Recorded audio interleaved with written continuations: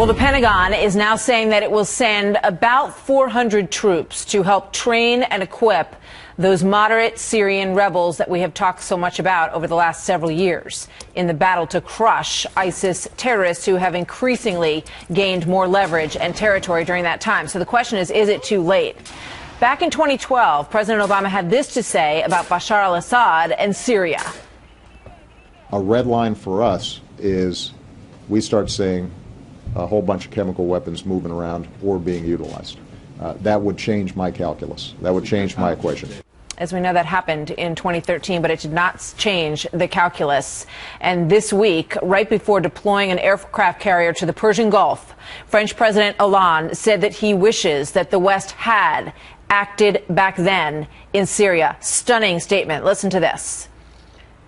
I regret that the international community did not act sufficiently quickly in order to stop the massacres in Syria and in order to be able to stop the extremists from winning more ground. That is quite an admission. Retired four-star General Jack Keane is the chairman at the Institute for the Study of War and a Fox News military analyst. General, thank you for being here this morning. Good to be here. It's a pretty stunning admission, I would say, by Francois Hollande, that a mistake was clearly made and that it led, in his mind, to where we are today. Yeah, well, I think, President Hollande has come, full circle here with his number one responsibility to protect his own people. And he had to deal with that, obviously, in a very harsh way these last couple of weeks. And I think this introspection he's going through and that honest admission is really to be applauded. Now, frankly, Syria is a center of gravity for ISIS. And the facts are the headquarters is there, the logistical infrastructure is there, that's where the recruiting takes place, and that is where the training takes place.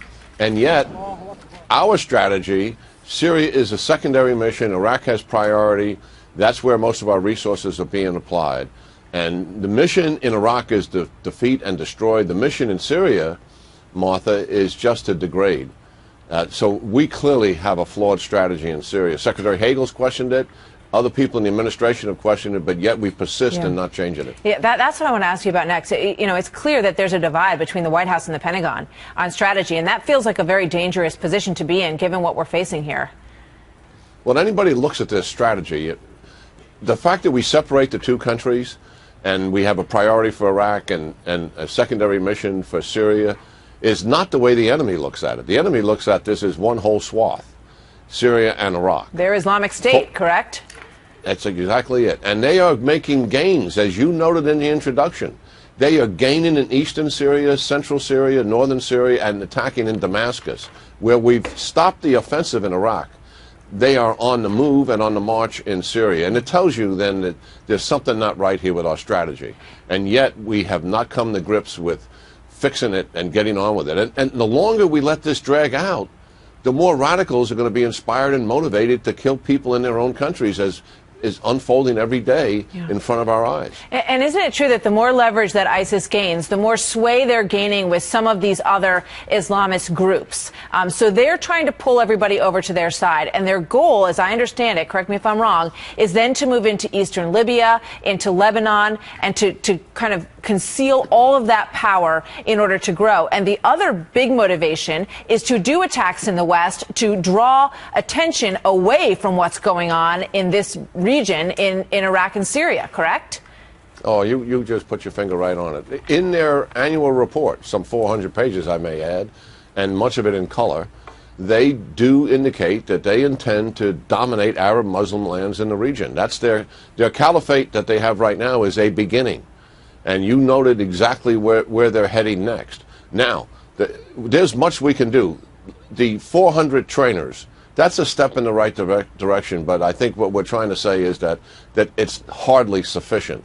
We need to do what Turkey, Jordan, the UAE, and Saudi Arabia are advising us to do, and that is establish no-fly zones to put Assad's air force on the ground and also buffer zones for the refugees. And what that will do is will stop Assad from pounding the Free Syrian Army, who we're trying to assist. Here we're going to train members of the Free Syrian Army, and Assad is killing them every day with his air power. Makes no sense. Well, you say Turkey, Jordan, and Saudi Arabia all want to, are encouraging us to do that. Are they encouraging us with more than just words?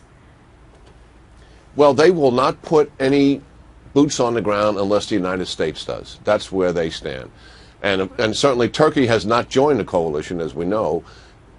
He would join the coalition, I'm convinced, if we took the actions that he's recommended. I don't think we do Turkey's bidding here. I think we act in our own national interest and the interest of the region.